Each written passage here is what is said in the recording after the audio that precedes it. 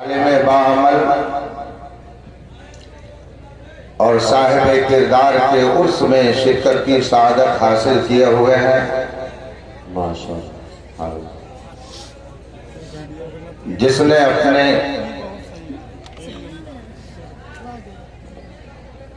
عظیم کارناموں سے اس خطے کو پورے ہندوستان میں روشناس کرایا ہے۔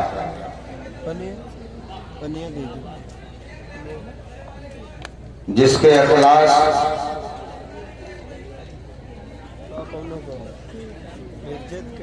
اور پیار اور محبت کی داستان علاقے کا ہر مسلمان سن رہا ہے اور آئندہ بھی سنتا رہے گا۔ اس عظیم المرتبت شخصیت کی بارگاہ میں ہم اور آپ خراج عقیدت پیش کرنے کے لیے حاضر ہیں،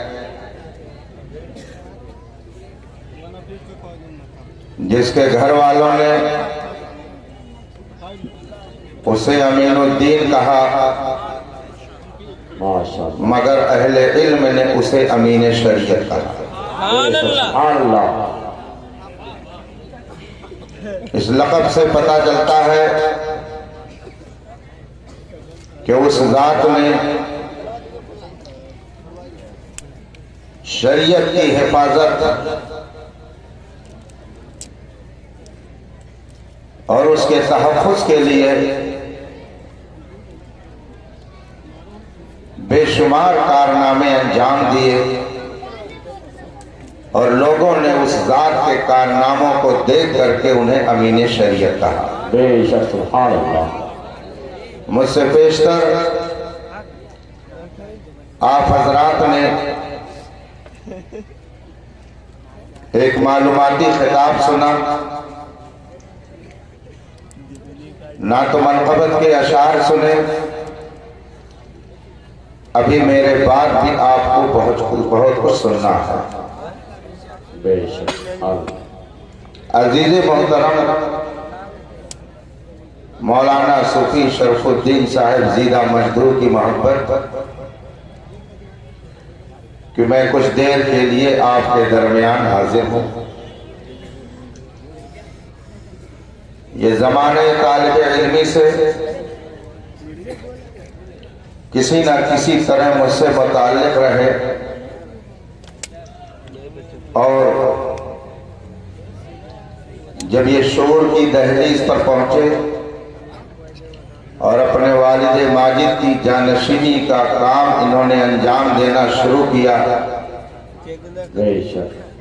تو آج بہت سارے علماء کرام ان کے کارناموں کو دیکھ کر کے ایک شعر پڑھتے ہیں: باپ کا علم نہ بیٹے کو اگر ازبر ہو، پھر پسر قابل میراث پدر کیوں کر ہو۔ والد ماجد نے ایک عظیم ادارہ قائم کر کے اس خطے کے مسلمانوں کے ایمان اور عقیدے کے تحفظ کے لیے ایک عظیم قلعہ تیار کیا۔ ان کے صاحبزادے صوفی شرف الدین صاحب نے بھی یہ ٹھان لی کہ والد ماجد کے نقش قدم پر چلتے ہوئے میں بھی تعلیم و تربیت کا ایک حسین تاج محل تعمیر کر دوں، بے شک سبحان اللہ، تاکہ دنیا اس سے صبح قیامت تک فیضیاب ہوتی رہے۔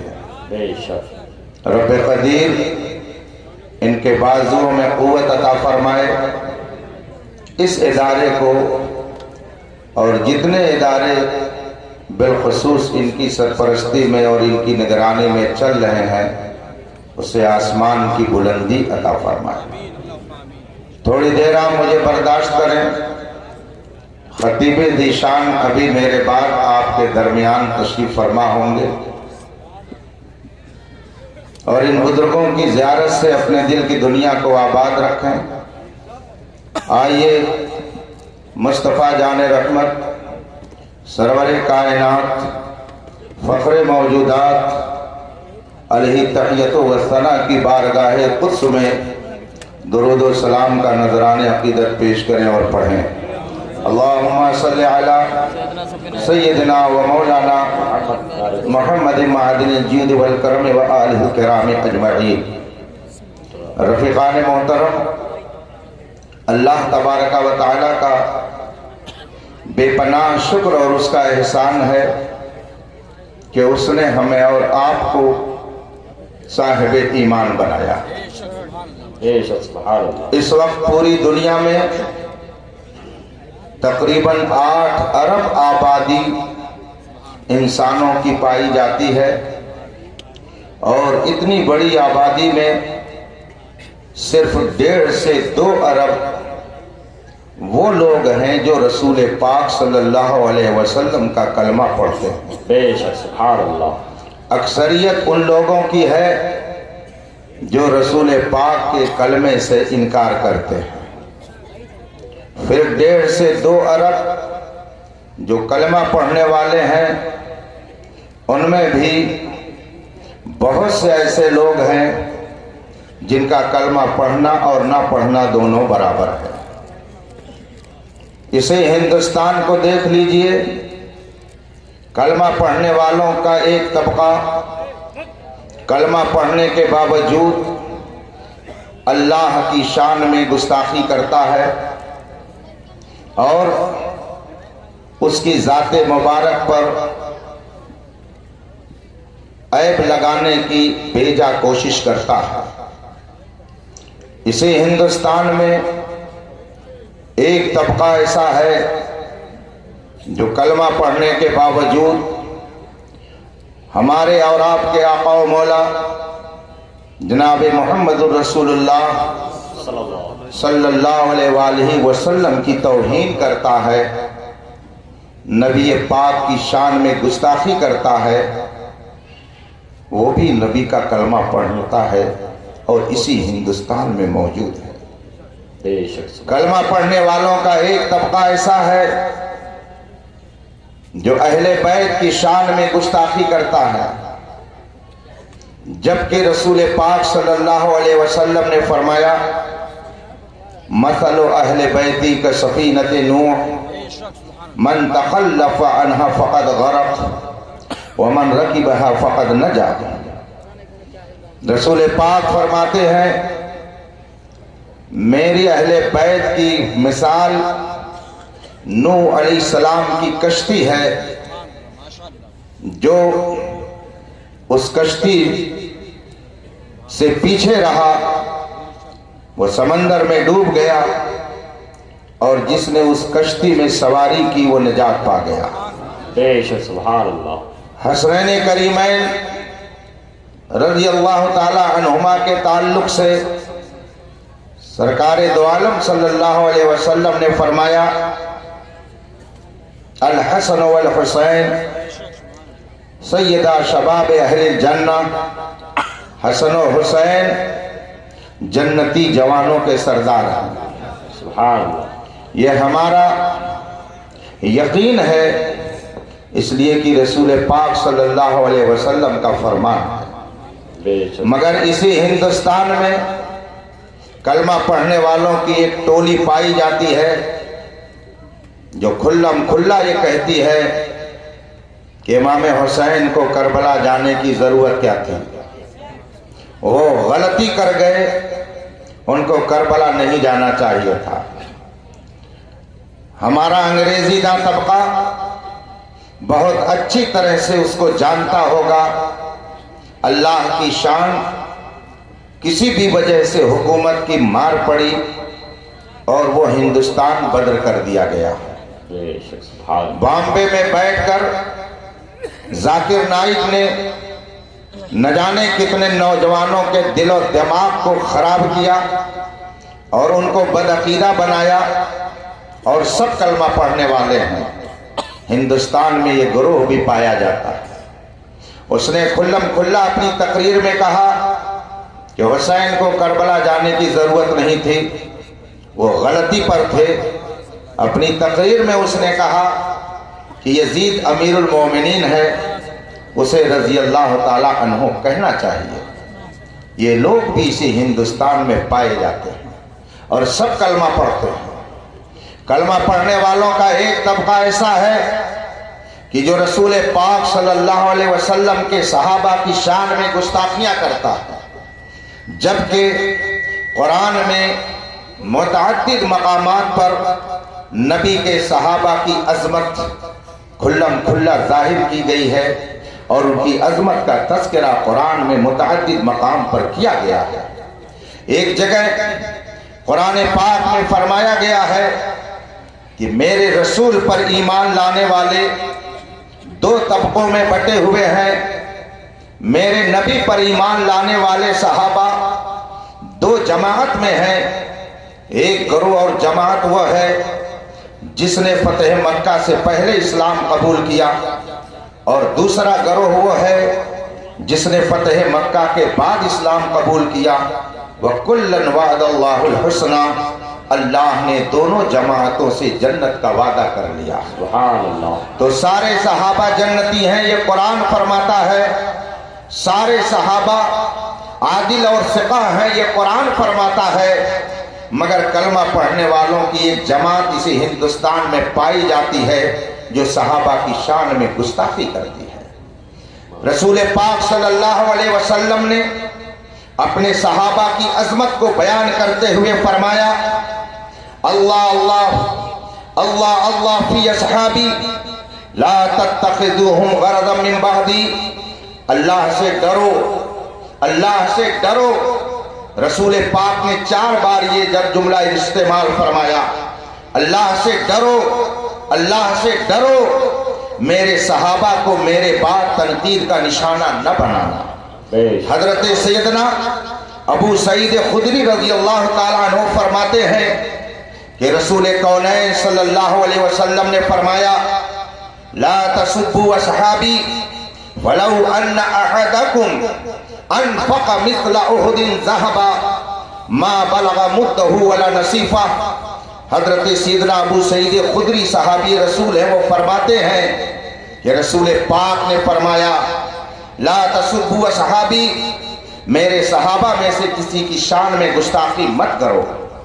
ولو ان احدکم انفق مثل احد ذهبا، اگر تم میں سے کوئی میرے صحابہ کی برابری کا تصور کرتا ہے تو اس تصور سے پہلے یہ سن لے، رسول پاک فرماتے ہیں کہ اگر تم میں سے کوئی احد پہاڑ کے برابر سونا اللہ کے راستے میں خرچ کر دے تو میرا ایک صحابی جو 2 کلو جو اٹھا کر کے اللہ کے راستے میں خرچ کر دے اس کا بھی مقابلہ نہیں کر سکتا ہے۔ سبحان اللہ۔ آپ اگر احد پہاڑ کے برابر سونا خرچ کر دیں اور رسول پاک کا ایک صحابی 2 کلو 1 کلو جو اللہ کے راستے میں خرچ کر دے تو احد پہاڑ کے برابر سونا خرچ کرنا ان کے 2 کلو جو کے برابر نہیں ہو سکتا ہے۔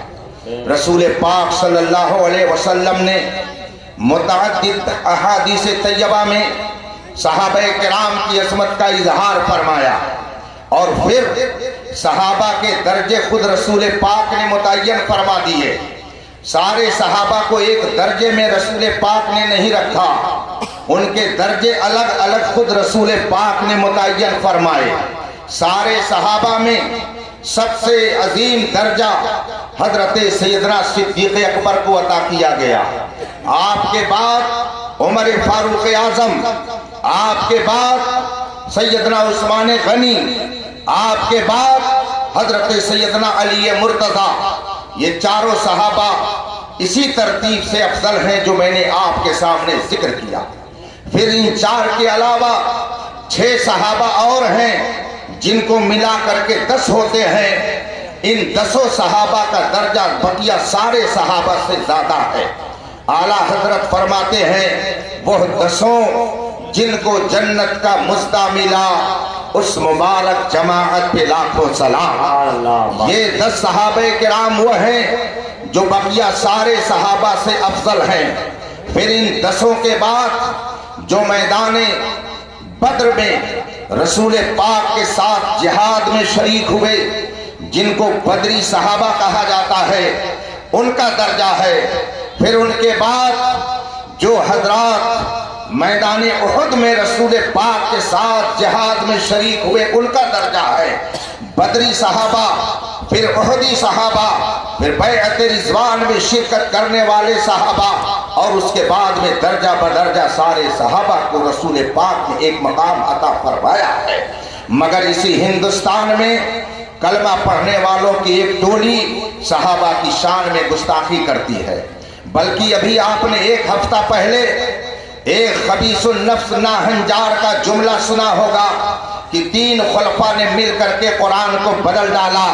یہ ان کا آج کا نیا عقیدہ نہیں ہے، یہ تابعین کے زمانے میں جب عبداللہ ابن سبا جیسا یہودی النسل رافضی میدان میں آتا ہے تو محبت اہل بیت کے نام پر صحابہ کی توہین کا درس دینا شروع کر دیتا ہے۔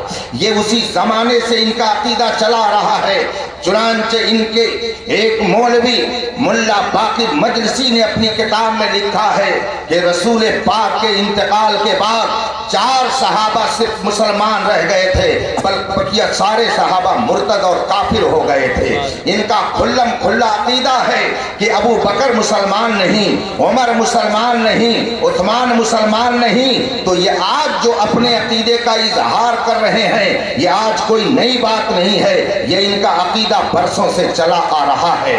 اسی ہندوستان میں کلمہ پڑھنے والوں کی ایک جماعت وہ بھی ہے جو ائمہ مجتہدین کو برا بھلا کہتی ہے، بالخصوص حضرت سیدنا امام اعظم رضی اللہ تبارک و تعالی عنہ کی شان میں گستاخی کرتی ہے۔ کلمہ پڑھنے والوں کی یہ جماعت بھی اسی ہندوستان میں پائی جاتی ہے، جسے ہم اور آپ غیر مقلد کہتے ہیں۔ درود پاک پڑھیں، اللہم صلی علی سیدنا و مولانا محمد معدن الجود والکرم والہ الکرام اجمعین۔ آپ میری گفتگو سے رنجیدہ مت ہوئیے گا، آزردہ مت ہوئیے گا، الجھن میں مت پڑیے گا۔ لچھے دار تقریر سنانے کے لیے میں نہیں آیا ہوں، بلکہ میں آپ کو آج یہ بتانے آیا ہوں کہ دل کے پھپھولے جل گئے سینے کے داغ سے، اس گھر کو آگ لگ گئی گھر کے چراغ سے۔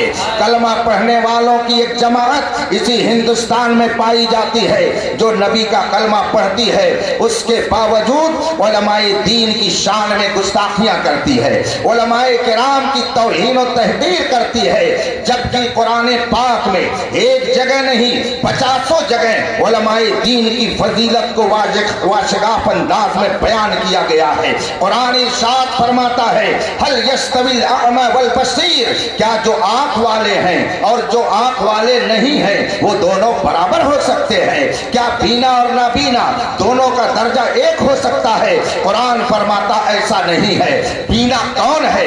جو علم دین رکھتا ہے۔ نابینا کون ہے؟ جو علم دین سے نابلد ہے، ناواقف ہے۔ وہ بینا نہیں نابینا ہے، اور جسے علم دین حاصل ہے وہ بینا ہے۔ قرآن فرماتا ہے کیا دونوں کا درجہ ایک ہو سکتا ہے؟ دوسری جگہ قرآن فرماتا ہے انما یخشی اللہ من عبادہ العلماء، اللہ سے حقیقت میں اگر خوف رکھنے والا کوئی طبقہ ہے تو اہل علم کا طبقہ ہے۔ ایک جگہ نہیں 50 جگہ قرآن پاک میں اہل علم کی فضیلت ظاہر کی گئی ہے، اور خود رسول پاک صلی اللہ علیہ وسلم نے ارشاد فرمایا ہے، نبی کریم فرماتے ہیں کہ انبیاء کرام کی جماعت درہم و دینار کا وارث اپنا کسی کو نہیں بناتی ہے، بلکہ وہ اپنے علم کا وارث بناتی ہے۔ تو جو علم مصطفیٰ اپنے سینے میں رکھے وہی جانشین مصطفیٰ ہوتا ہے۔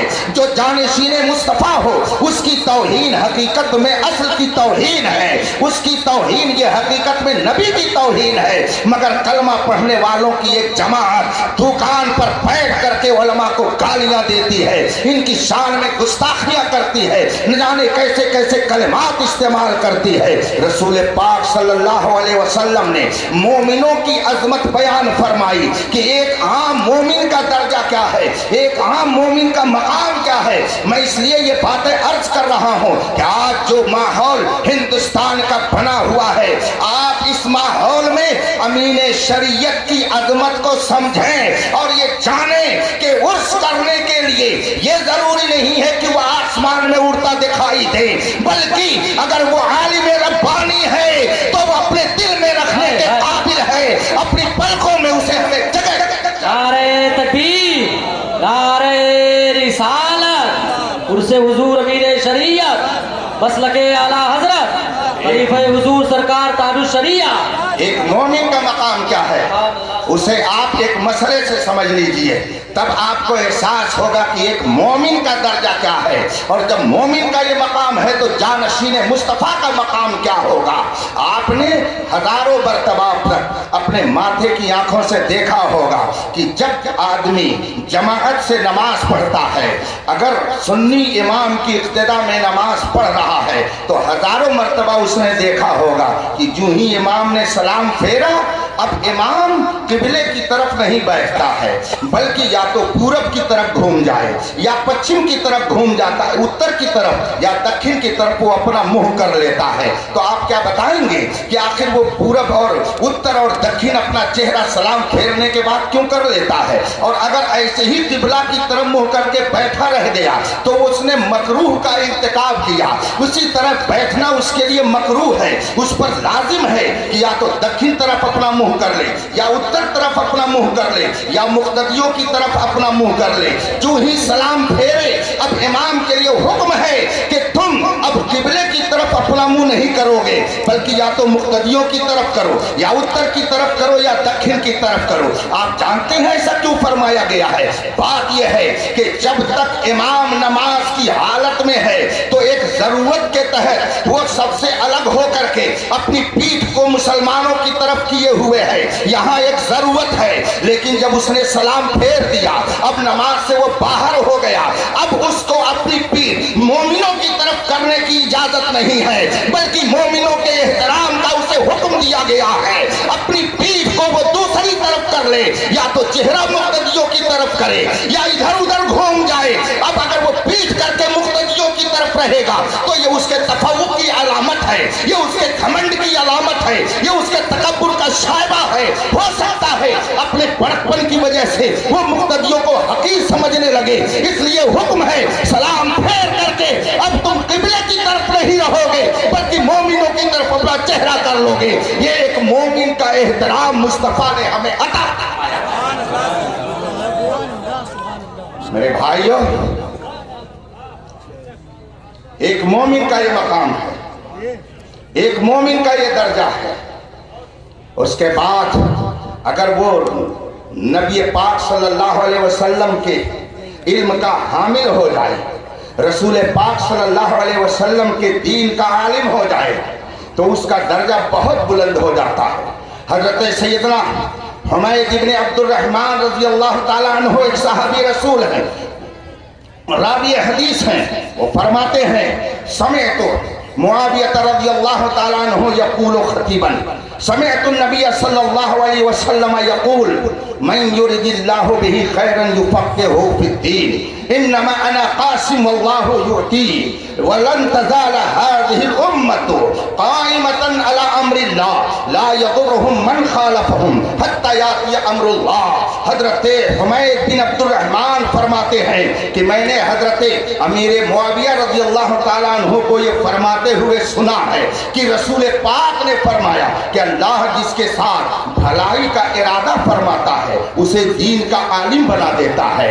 رسول پاک نے یہ بھی فرمایا کہ انما انا قاسم واللہ یعطی، دیتا تو خدا ہے مگر بانٹتا میں ہوں۔ حضرت امیر معاویہ فرماتے ہیں رسول پاک نے آگے یہ بھی فرمایا کہ اس امت کا ایک طبقہ ہمیشہ حق پر قائم رہے گا، لا یضرهم من خالفهم، جو ان کی مخالفت کرے گا وہ ان کا کچھ بھی نقصان نہیں کر پائے گا، حتی یاتی امر اللہ، یہاں تک کہ قیامت آ جائے گی۔ یہ حدیث کے 3 اہم ٹکڑے ہیں۔ پہلے ٹکڑے میں رسول پاک نے فرمایا کہ اللہ جس کے ساتھ بھلائی کا ارادہ فرماتا ہے اسے دین کا عالم بنا دیتا ہے۔ دوسرے ٹکڑے میں فرمایا کہ رسول پاک ارشاد فرماتے ہیں دیتا خدا ہے مگر تقسیم میں کرتا ہوں۔ اور تیسرے ٹکڑے میں فرمایا گیا کہ امت کا ایک طبقہ ہمیشہ حق بات پر مضبوطی سے قائم رہے گا اور جو ان کی مخالفت کرے گا وہ خود ذلیل و رسوا ہوگا اور یہ ہمیشہ سرخرو رہیں گے۔ یہ حدیث کے 3 ٹکڑے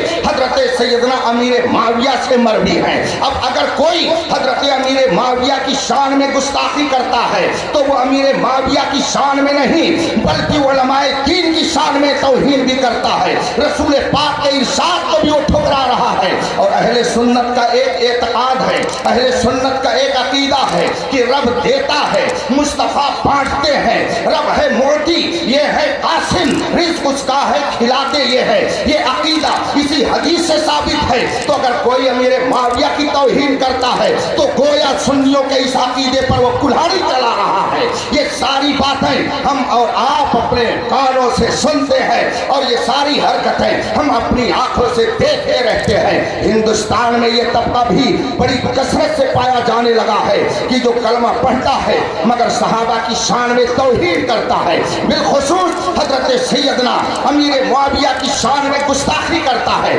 طرح طرح کی بکواس کرتا ہے۔ یہ سارے طبقے اسی ہندوستان میں پائے جاتے ہیں۔ مگر اے سنیوں، آپ اپنی قسمت پر ناز کرو، آپ اپنی قسمت پر فخر کرو کہ اگر اللہ نے آپ کو کلمہ پڑھنے کی توفیق دی ہے تو آپ کو اللہ نے یہ بھی توفیق دی ہے کہ آپ کے دل میں خدا کی بھی عظمت، نبی کی بھی عظمت، اہل بیت کی بھی عظمت، صحابہ کا بھی احترام، اولیاء کرام کا بھی احترام، یہ جذبہ کسی اور در سے نہیں ملا ہے۔ یہ تعلیم اس دور میں اگر مل رہی ہے تو بریلی کے امام احمد رضا کے در سے مل رہی ہے۔ انہوں نے پوری دنیا میں جو تحریک عشق مصطفیٰ چلائی، تقدیس الوہیت کا جو بازار گرم کیا اور علماء کی عظمت کے لیے جو انہوں نے دن رات قلم چلایا تو پوری دنیا پکار اٹھی، ڈال دی قلب میں عظمت مصطفیٰ سیدی اعلیٰ حضرت پہ لاکھوں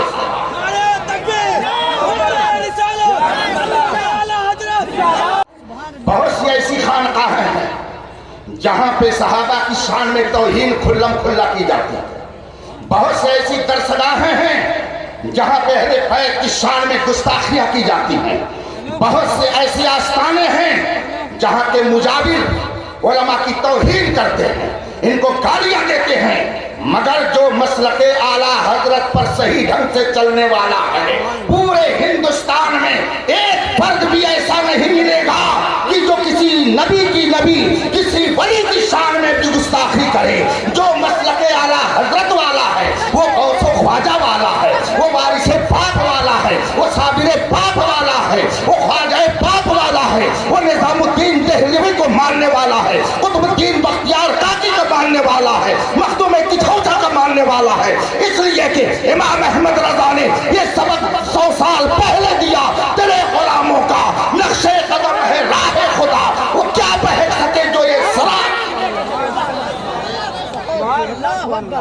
نعرہ تکبیر، نعرہ رسالت، جشن عید میلاد النبی، عرس مقدس، نعرہ رسالت۔ جس کے پاس علم ہوتا ہے، قرآن فرماتا ہے اسی کے دل میں خدا کا خوف زیادہ ہوتا ہے۔ آپ کہیں گے حضرت بہت سارے علماء پائے جاتے ہیں جو کھلم کھلا بہت ساری خرافات کرتے ہیں، تو اس میں کوئی تعجب کی بات نہیں ہے۔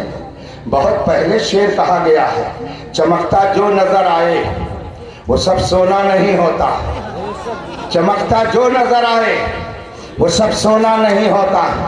اگر دنیا میں رہنا ہے تو کچھ پہچان پیدا کر۔ رسول پاک صلی اللہ علیہ وسلم نے آج سے 1400 سال سے زیادہ عرصہ گزر گیا، ارشاد فرمایا تھا، اِنَّ شَرَّ الشَّرِّ شِرَارُ الْعُلَمَاءِ اِنَّ خَيْرَ الْخَيْرِ خِيَارُ الْعُلَمَاءِ۔ دنیا کے اندر جتنی بری چیزیں ہیں ان سب کو اکٹھا کرو اور دیکھو کہ ان میں سب سے بری چیز کون ہے۔ رسول پاک فرماتے ہیں इन्ना शर्र शर्र शिरारुल उलमा, दुनिया के अंदर जितनी बुरी चीज़ें हैं उन सब में सबसे बुरी चीज़ बुरे उलमा हैं, और दुनिया के अंदर जितनी अच्छी चीज़ें हैं उन सब में सबसे अच्छी चीज़ अच्छे उलमा हैं। आप बताइए, किसी फिरके का फाउंडर और बानी कोई जाहिर गुजरा है, कोई सेठ गुजरा है, कोई इंजीनियर गुजरा है, कोई डॉक्टर गुजरा है? जितने भी फिरके पैदा हुए हर फिरके का बानी और फाउंडर कोई ना कोई मौलवी ही कहा जाता है, कोई ना कोई आलिम ही कहा जाता है। मुतज़िला फिरका हो, जबरिया फिरका हो, कदरिया फिरका हो, मुशब्बिहा फिरका हो, मुजस्सिमा फिरका हो, इस जमाने के मुअत्तिला फिरका हो, वहाबिया फिरका हो, नजदिया फिरका हो, कादियानिया फिरका हो, किसी फिरके का फाउंडर आपको जाहिल न मिलेगा। सब इल्म वाले कहे जाते हैं। जब उलमा बिगड़ते हैं तो वहाबियत वजूद में आती है, नजदियत वजूद में आती है, कादियानियत वजूद में आती है, देवबंदियत वजूद में आती है, सुलह कुल्लियत वजूद में आती है। और जब उलमा संवरते हैं तो मोहब्बत मुस्तफा के फूल खिलते हैं। नारे तकबीर, नारे रिसालत, मसलके आला हजरत खलीफे हुजूर ताजुल शरीया, हुजूर अमीने शरीयत, उर्से हुजूर अमीने शरीयत, नारे तकबीर, जिस तरह नारे रिसालत। रसूल पाक ने फरमाया, इन्ना शर्र शर्र शिरारुल उलमा, दुनिया के अंदर जितनी खराब चीज़ें हैं उनमें सबसे खराब चीज़ खराब उलमा है। इसलिए कि जब उलमा बिगड़ते हैं तो समाज बिगड़ता है। उलमा वहाबियों के यहाँ खाने जाते हैं तो आवाम कहते हैं मौलाना करते हैं तो हम क्यों ना करें। उलमा जब बिगड़ते हैं तो समाज बिगड़ता है, और जब उलमा बनते हैं तो मुआशरा बनता है। हुजूर अमीन शरीयत उन बने हुए लोगों में थे कि जो उनके दामन में आता गया वो भी बनता गया, जो उनके दामन से वाबस्ता होता गया उसके अंदर भी ईमान और यकीन का उजाला आता गया।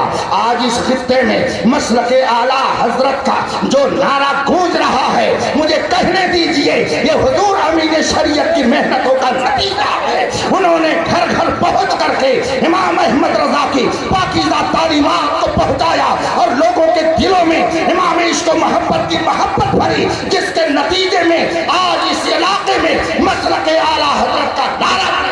बेशक सुभान अल्लाह, माशाअल्लाह, सुभान अल्लाह। याद रखिए, सच्चे उलमा की तौहीन फरमाया गया है, अल इस्तिहज़ाउ वल इस्तिग़फ़ार बिल उलमा वल अशराफ कुफ्र।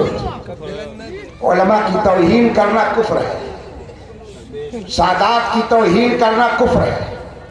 अगर उलमा की मुतलकन कोई तौहीन करता है, उलमा बहुत ख़राब होते हैं, तो ये उलमा की तौहीन नहीं है, ये इल्म दीन की तौहीन है। और इल्म दीन की तौहीन ये हकीकत में दीन की तौहीन है। जो दीन की तौहीन करता है वो दीन से निकल जाता है। और याद रखिए, जब आदमी खुद दीन से निकलता है तो तन्हा ही नहीं निकलता, खुद भी डूबे हैं, न जाने कितनों को ले डूबेंगे। जब आदमी का ईमान जाता है तो साथ ही साथ बीवी भी निकाह से निकल जाती है, बीवी निकाह में नहीं रह जाती। अब बीवी जहाँ चाहे निकाह कर सकती है। अगर शौहर मुर्तद हो गया, काफिर और बेदीन हो गया, तो बीवी भी उसके निकाह से निकल गई। अब अगर वो बीवी के पास जाएगा तो ज़िना होगा, फिर बच्चे जो पैदा होंगे वलदुज़्ज़िना होंगे, और जब वलदुज़्ज़िना मार्केट में आएंगे तो तबाही फैलाएंगे। इसलिए ईमान की हिफाजत कीजिए। क्या आज आपने नहीं देखा, अगर वसीम रज़वी जैसे नाहंजार ने कुरान पर नुक्ताचीनी की तो उसके भाइयों ने कहा यह हमारा नहीं है, भाइयों ने तो कहा ही, उसकी बीवी ने भी कह दिया यह हमारा नहीं है, हम इससे अपना रिश्ता तोड़ते हैं। ऐ सुन्नियों, कल तक तो सिर्फ बरेलवियों को लोग टोकते थे, इनको कोसते थे कि ये तो सिर्फ निकालने का काम करते हैं, ये दूर करने का काम करते हैं, ये मिलाने का काम नहीं करते हैं। जरा जा करके वसीम की बीवी से तो पूछिए कि आखिर तू क्यों अलग हो गई, तू क्यों जुदा हो गई। गोया वो राफजी होने के बावजूद ये समझती है कि जो खुल्लम खुल्ला कुफ्र करता है बीवी उसके निकाह से निकल जाती है। शौहर अगर उसके साथ रहेगा तो ये बदकारी होगी। मैं बदकारी कभी दोबारा नहीं कर सकती। नारे तकबीर, नारे रिसालत, मसलके आला हजरत फैजाने हुजूर अमीन शरीयत नारे तकबीर, नारे रिसालत। आजकल एक वबा चली हुई है सुन्नियों के बारे में, बिलखुसूस उलमाए अहले सुन्नत के बारे में, कि ये तो निकालने ही का काम करते हैं, किसी को दाखिल नहीं करते हैं, ये निकालने ही का काम करते हैं। इतने लोग आज गेट में दाखिल हुए हैं, अगर अमीन शरीयत ने मेहनत न की होती तो न जाने किस किस घाट का लोग पानी पीते। आला हजरत के बारे में किसी कहने वाले ने कहा है, न जाने सुन्नियत पर कैसी कैसी आफतें आती, इमाम अहमद रजा खां का अगर पहरा नहीं होता। आज भी जो लोग उनकी डगर से हट रहे हैं, उनका अंजाम आप अपने माथे की निगाहों से देख रहे हैं। आपने बहुत सारी न जाने कितनी बार माथे की आंखों से देखा होगा कि जब बच्चे पतंग उड़ाते हैं, अब ये उड़ाना जायज़ है कि ना जायज़, ये तो अलग मसला रहा, लेकिन जब बच्चे पतंग उड़ाते हैं तो डोर अपने हाथ में रखते हैं, और जब तक वो डोर हाथ में रहती है पतंग ऊपर उड़ती चली जाती है। लेकिन अगर डोर बीच से टूट जाए तो वो पतंग कहाँ जा करके गिरेगी कुछ नहीं कहा जा सकता है। वो गड्ढे में गिरे, निजासत में गिरे, किसी के आंगन में गिरे, कि किसी की दुकान पर गिरे या किसी के मकान पर गिरे, कहाँ जा करके गिरेगी कुछ नहीं कहा जा सकता है। इसी तरीके से याद रखिए, जो इमाम अहमद रजा की तालीमात से अपना रिश्ता तोड़ता है वो क्या हो जाएगा, वहाबी होगा कि राफिजी होगा, नजदी होगा कि सुलह कुल्ली होगा, कादियानी होगा कि मिर्जाई होगा, कुछ नहीं कहा जा सकता है। इसलिए जो लोग इमाम अहमद रजा की डगर से हट रहे हैं, अभी वक्त है इन उलमा के दामन में हो लो और बरेली की चौखट पे चल करके बोलो, मैं मुजरिम हुआ का मुझे साथ ले लो कि रास्ते में है जा बजा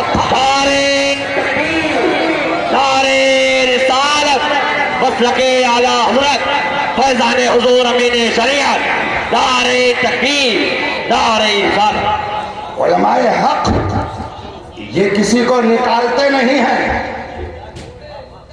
आप सब लोग यहाँ बैठे हुए हैं और सब लोग सुबह तक कहते रहिए अख्तर हुसैन कादरी सुन्नी नहीं है, अख्तर हुसैन कादरी सुन्नी नहीं है, सुबह तक कहते रहिए। लेकिन अगर मैं सुन्नी हूं तो आपके कहने से कुछ फर्क है ना। और अगर मैंने कोई कुफ्र बक दिया, माज़अल्लाह कुरान की शान में, नबी की शान में, खुदा की शान में कोई गुस्ताखी का जुमला बोल दिया, तो चाहे आप लोग कुछ कहिए या न कहिए, मैं निकल गया, मैं निकल गया। मिसाल के तौर पर मैं पहुंचा किसी गैर मुस्लिम के पास, उसने मुझसे कहा आइए जरा करीब आइए। मैं उसके करीब गया, कहा आइए जरा खड़े हो जाइए। मैंने उसके सनम के सामने, बुत के सामने ले जाकर के अपने आप को खड़ा कर दिया, और उसने उठाया अपनी थाली से थोड़ा सा और ले जाकर के मेरे माथे पर टीका लगा दिया। और मैं खुश होकर के वहां से वापस हुआ कि मुझे बहुत इज्जत दी गई। आप लोग चाहे मुझे कुछ कहें या ना कहें, मैं इस्लाम से निकल गया, इस्लाम से। तो आपके कहने की जरूरत, तो जो कुफ्र करता है, कोई कहे या न कहे, वो खुद निकल जाता है। और अगर कोई कुफ्र नहीं करता तो लाख उसको कोई कहे, वो कभी नहीं निकल सकता है। तो उलमाए अहले सुन्नत किसी को निकालते नहीं हैं, जो अपनी हरकत से निकल जाता है। उलमाए अहले सुन्नत बताते हैं कि तुम निकल गए हो, आ जाओ, निकल गए हो, आ जाओ, तुम निकल गए हो, आ जाओ। अभी तौबा का दरवाजा खुला हुआ है, तौबा कर लो, आ जाओ रास्ते पर, ताकि कल मैदान महशर में मुस्तफा की शफाअत नसीब हो जाए। सुभान अल्लाह, माशाअल्लाह। और याद रखिए, अगर दूध में मक्खी गिर जाए और कोई उसे देख रहा हो, और देखने के बाद उसी में रहने दे, और फिर उसी में बिस्किट डाल डाल करके खाए, तो फिर उसको लोग क्या कहेंगे आप खुद समझ लीजिए।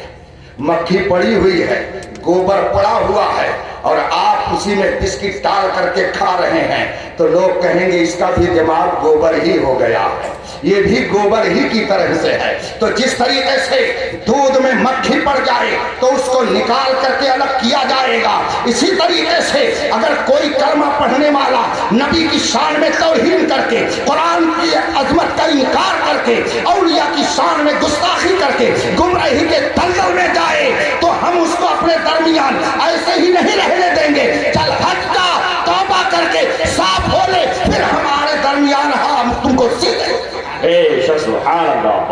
कुछ मौलवी जो कॉलेज में, यूनिवर्सिटी में पढ़ करके दरसगाहों में बैठे हुए हैं, वो दरसगाह में बैठ करके उलमा की शान में तौहीन का सबक लड़कों को सिखाते हैं। जिस तरह से आप इमाम बहुत ही सोच समझ करके मुंतखब करते हैं, जिस तरह से आप अपनी बेटी और बहन के लिए रिश्ता और दूल्हा बहुत सोच समझ करके मुंतखब करते हैं, उससे ज्यादा जरूरी है इस जमाने में कि अपने मदरसों और मस्जिदों के लिए उस्ताद और इमाम सोच समझ करके मुंतखब कीजिए।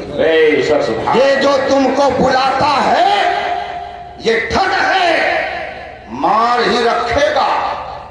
हाय मुसाफिर दम में न आना, मत कैसी मतवाली है, सूना जंगल रात अंधेरी, छाई बदली काली है, सोने वालों जागते रहियो, चोरों की आंख से काजल साफ चुरा ले। या वो चोर भला के हैं, हिंदुस्तान नहीं बल्कि पूरी दुनिया के एतबार से मैं ये बात कह रहा हूं, इस्लाम 400 साल तक के लिए है कि कयामत तक के लिए? बोलिए, कयामत तक के लिए। तो गोया आपका भी ये दावा है, आपका भी ये ईमान और अकीदा है कि इस्लाम कयामत तक के लिए है ना?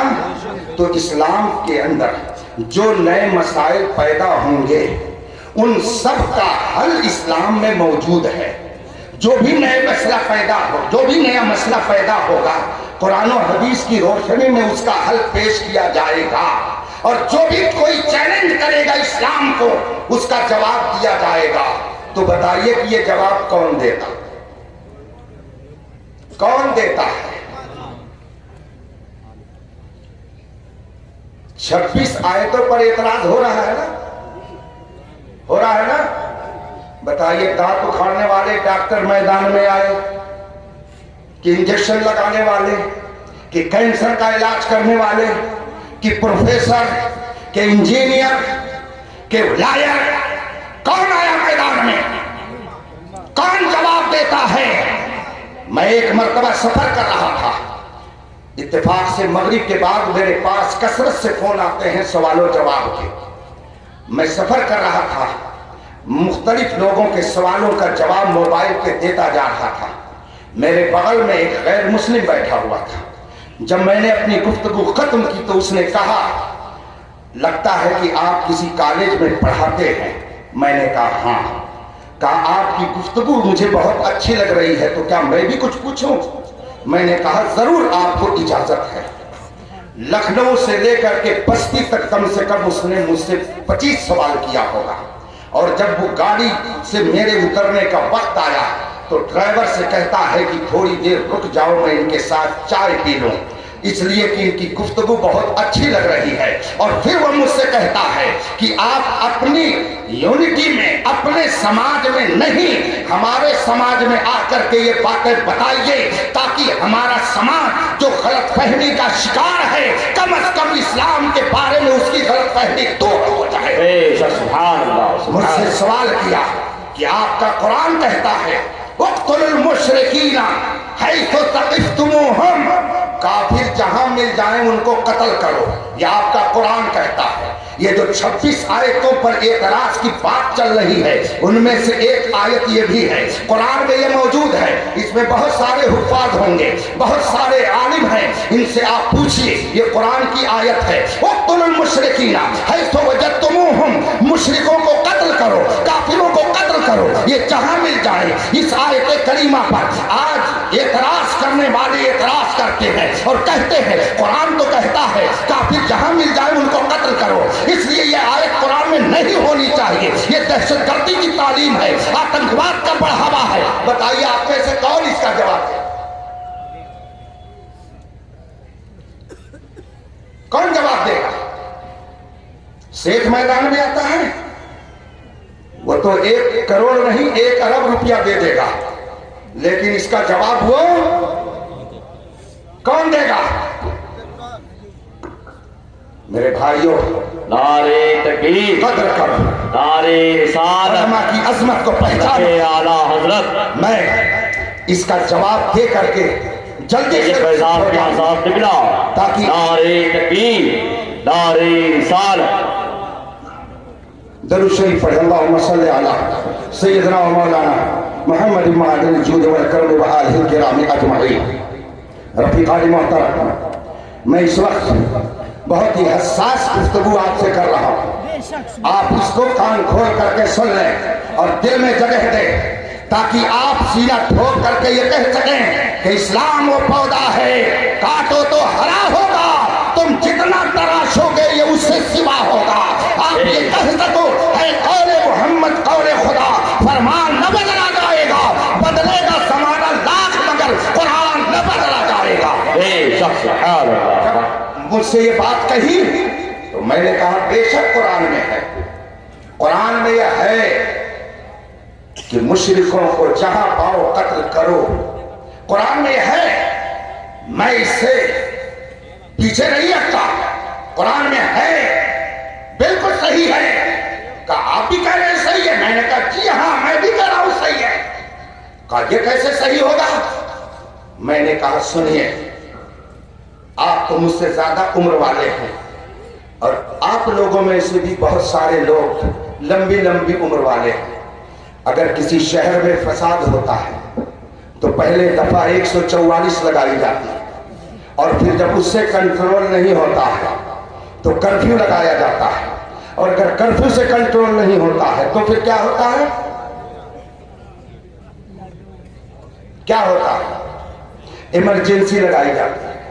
ایمرجنسی میں کیا ہوتا ہے کہ پلوائیوں کو دیکھتے ہی، بولیے کیا ہے؟ ارے اب تو ہندوستان کا قانون سیکھیے،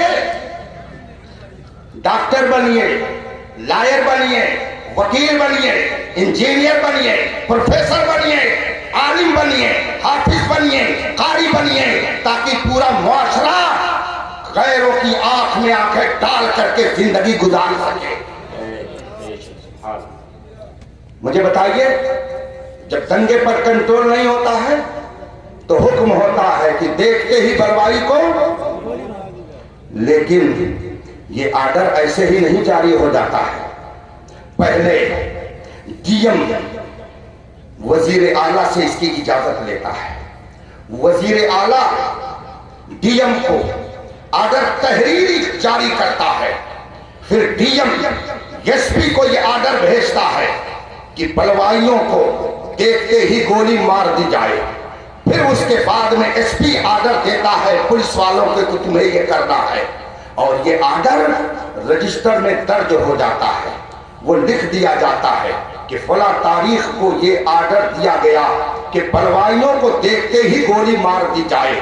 اب مثال کے طور پر 50 سال پہلے کسی موقع پر کسی شہر میں ایمرجنسی لگی اور 50 سال پہلے ایک رجسٹر میں یہ قانون لکھا گیا کہ دیکھتے ہی گولی مار دی جائے۔ اب اگر 50 سال کے بعد کوئی آدمی اس قانون کی فوٹو کاپی لے لے اور اقوام متحدہ میں جا کر کے کہے کہ ہندوستان میں ظلم ہو رہا ہے، دہشت گردی پھیلائی جا رہی ہے، آتنکواد پھیلایا جا رہا ہے، لوگوں نے پوچھا کیوں؟ کہا دیکھیے وہاں کے قانون میں لکھا ہوا ہے کہ دیکھتے ہی گولی مار دی جائے۔ اب مجھ کو بتائیے، جو شخص ہندوستان کا ہونے کے باوجود اقوام متحدہ میں اس کی کاپی لے جا کر کے ہندوستان کو بدنام کرے، وہ غدار وطن ہے کہ نہیں؟ نعرے تکبیر، نعرے رسالت۔ عظمت قرآن، نعرہ تکبیر، نعرہ رسالت۔ تو جب مکے کے اندر بڑے بڑے دہشت گرد بلوائی بنے ہوئے تھے، ابو جہل، عتبہ، شیبہ، ابو لہب، نہ جانے کتنے دشمنان اسلام مکے کی آبرو ریزی کر رہے تھے، دشمنان اسلام حرم کعبہ کی حرمت کو پامال کر رہے تھے، خانہ کعبہ پر بری نظر ڈال رہے تھے، فساد پھیلا رہے تھے، اور وہ فساد کنٹرول میں نہیں آ رہا تھا تو قرآن کی آیت نازل ہوئی، اقتلوا المشرکین حیث وجدتموہم، یہ جہاں بلوائی ملے ان کو قتل کرو تاکہ حرم پاک کی حرمت میں۔ جب میں نے اس کے سامنے یہ بات رکھی، اس نے کہا کہ آپ نے تو میری آنکھ کھول دیا۔ ہم نے کہا ادھر آؤ پیارے، ہنر آزمائیں، تو تیر آزما ہم جگر آزمائیں۔ ابھی لاک ڈاؤن چل رہا ہے، گورنمنٹ کی طرف سے اعلان آ گیا ہے ماسک لگا کر کے نماز پڑھنا ہے نا، بازار جائیے تو ماسک لگا کر کے، جبکہ تمام کتابوں میں لکھا ہوا ہے کہ منہ کو چھپا کر کے نماز پڑھنا مکروہ تحریمی ہے، یعنی گناہ ہے۔ تو اب کیا کیجئے گا بتائیے؟ سعودیہ حکومت نے اعلان کر دیا کہ جو حج کرنے آئے گا، عمرے پر آئے گا، اس کو اپنے منہ پر ماسک لگانا ہوگا۔ تو جب وہ حالت احرام میں رہے گا تو اپنے منہ کو چھپائے گا، تو شریعت کا حکم ہوگا کہ وہ اپنے منہ کو چھپائے رہا تو دم دے۔ دم کا مطلب ہوتا ہے قربانی کرے، چھپایا بس ادھر فوراً دمادم دم دم دے، اور ایک دم میں ایک بکرا اس وقت وہاں ملے گا 500 ریال کا۔ تو اگر آپ نے 5 دن ایسے ہی منہ بند رکھا احرام کی حالت میں، حالت حج میں، تو جتنا گھر سے خرچ لے کر کے آ جائیں گے وہ سب خون کے بدلے دے کر کے چلے جائیں گے۔ کون ہے جو اس مسئلے کو حل کرتا ہے؟ کون ہے جو امت کی گتھیوں کو سلجھاتا ہے؟ کون ہے جو امت کی رہنمائی کرتا ہے؟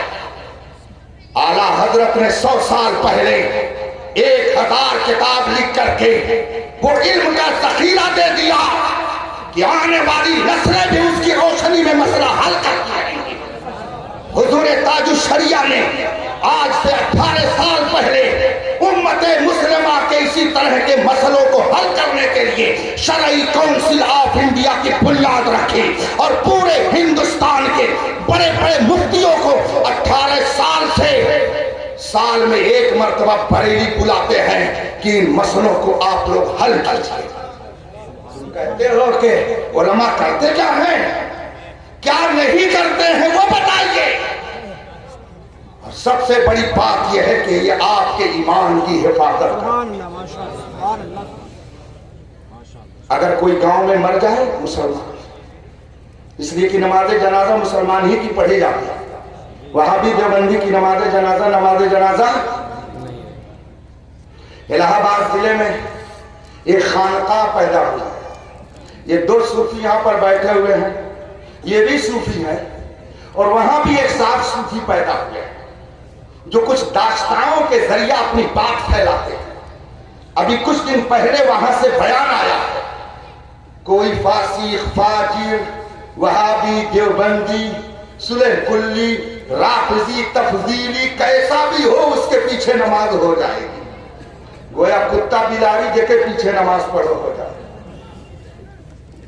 اور کہتے ہم سنی ہیں، بڑے مدرسے کے فارغ ہیں، لیبر بڑے مدرسے کا لگا رہے، کہتے ہم سنی ہیں، سنی بن بر کر کے امت کے ایمان کو برباد کر رہے ہیں۔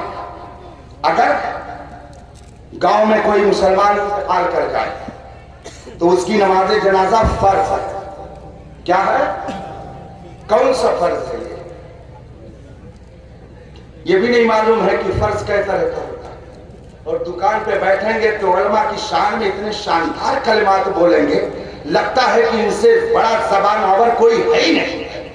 فرض دو طرح کا ہوتا ہے، ایک کو فرض عین کہا جاتا ہے، ایک کو فرض کفایہ کہا جاتا ہے۔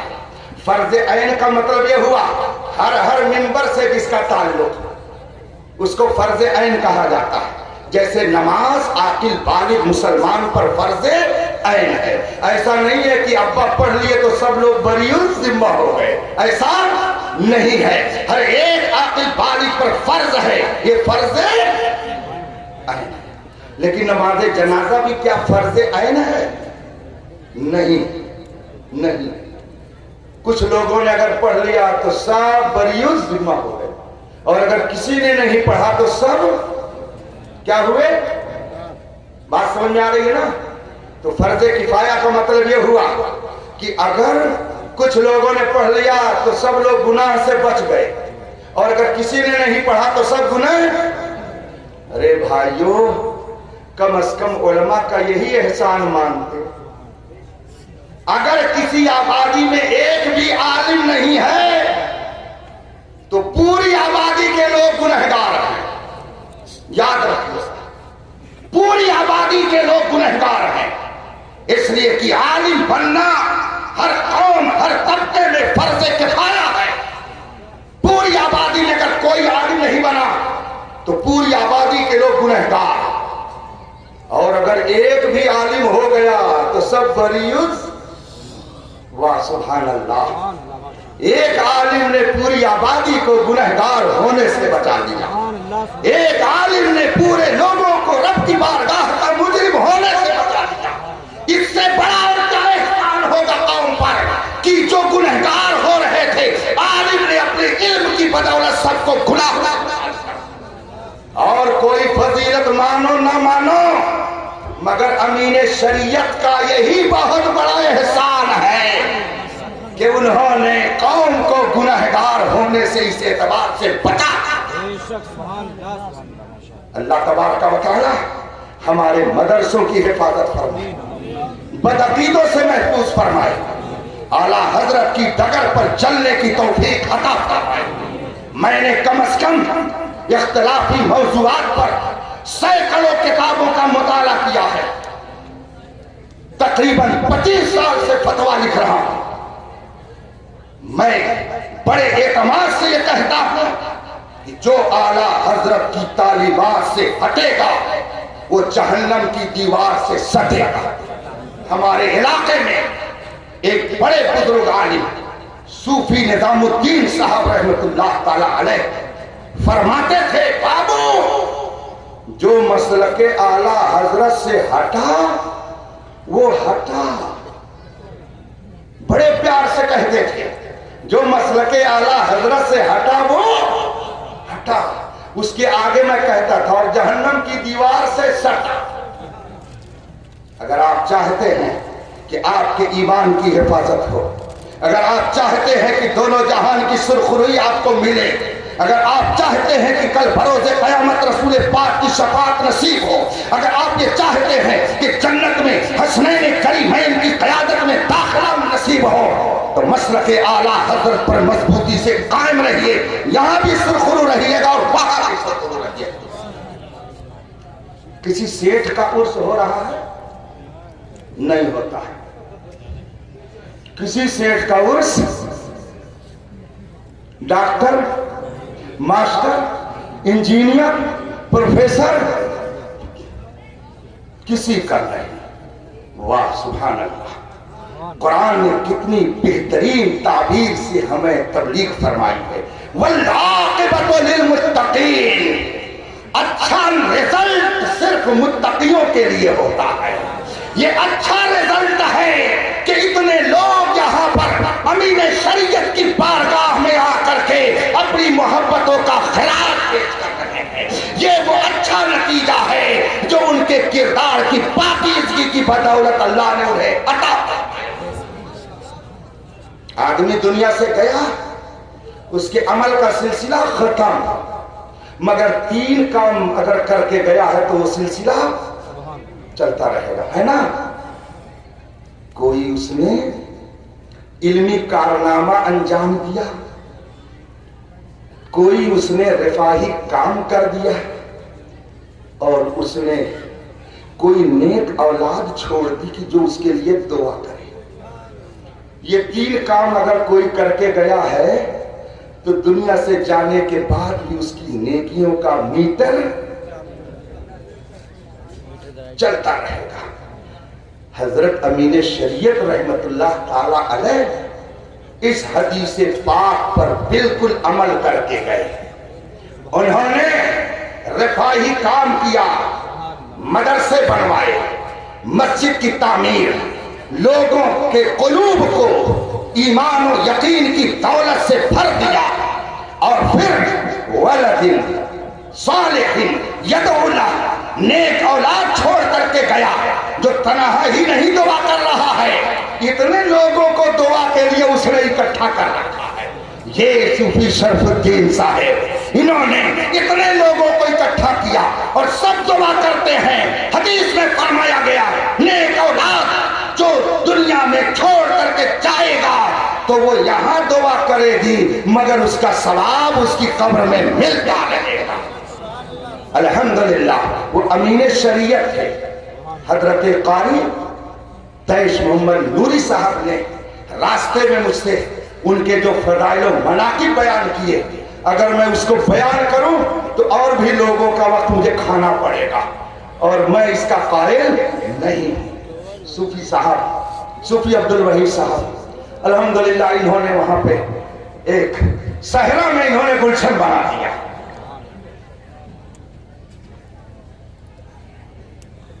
شاعر کہتا ہے چمن میں پھول کا کھلنا کوئی کمال نہیں، زہے وہ پھول جو گلشن بنائے صحرا کو. صوفی شرف الدین صاحب اپنے والد ماجد علیہ رحمہ کے نقش قدم پر چلتے ہوئے احقاق حق بھی فرما رہے ہیں، مسلک حق کی ترجمانی بھی کر رہے ہیں. اور میں نے ایک بات اور سنی تھی، جس اخلاق سے وہ کام کرتے تھے ان کو کسی کا کوئی خوف نہیں رہتا تھا. سیٹھ آئے غریب آئے، اگر شریعت کے خلاف اس نے کوئی قدم اٹھا رکھا ہے تو حضور امین شریعت کبھی اس کو گوارا نہیں کرتے تھے. اللہ تبارک و تعالی ان کی تربت انور پر رحمت و نور کی بارش فرمائے.